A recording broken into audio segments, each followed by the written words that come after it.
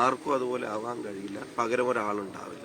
ഞങ്ങളൊക്കെ ഒട്ടും പൊളിറ്റിക്കൽ അല്ലാത്തൊരു ബാക്ക്ഗ്രൗണ്ടിൽ നിന്ന് കടന്നു വന്നു. സാധാരണ ഗവൺമെന്റ് കോളേജിലെ KSU പ്രവർത്തകരായി വന്നു.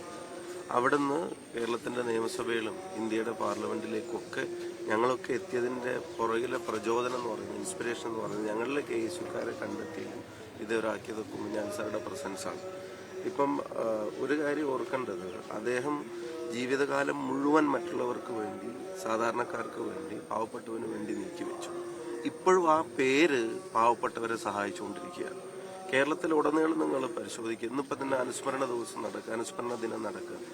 ഔദ്യോഗികമായ അനുസ്മരണ പരിപാടികൾക്കപ്പുറം കേരളത്തിലുടനീളം മുക്കിലും മൂലയിലും അദ്ദേഹത്തിന്റെ പേരിൽ അനുസ്മരണ സമ്മേളനങ്ങൾ സംഘടിപ്പിക്കുന്ന സംഘടനകൾ, യൂണിറ്റുകൾ, വ്യക്തികൾ എല്ലാവരും എന്തെങ്കിലും ഒരു കാര്യം ജനങ്ങൾക്ക് വേണ്ടി ചെയ്തിട്ടാണ് അത് ചെയ്യുന്നത്.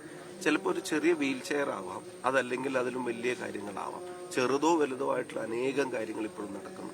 കേരളത്തിൽ ഇപ്പോൾ 100-ലധികം സീറ്റുമായി അധികാരത്തിൽ വന്ന ഗവൺമെന്റ് നടപ്പിലാക്കാൻ പോകുന്ന പ്രവർത്തനങ്ങൾ സാധാരണക്കാരന്റെ ആരോഗ്യമായിട്ട് ബന്ധപ്പെട്ടാണ്. കൃഷ്ണേട്ടൻ സൂചിപ്പിച്ചു, മറ്റുള്ളവർക്ക് വേണ്ടി അവനവന്റെ ആരോഗ്യം നോക്കാതെ ഓടിയ ഒരാൾ.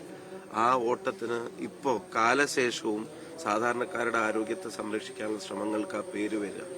ആ പേര് അത് നമുക്ക് ഒരു കൂടെ ഇല്ല എന്നുള്ള ശൂന്യത ഒരിക്കലും മായ്ക്കാൻ കഴിയില്ല. ഒരു കാര്യം ഉറപ്പാണ്, ആർക്കും അതുപോലെ ആവാൻ കഴിയില്ല. പകരം ഒരാളുണ്ടാവില്ല.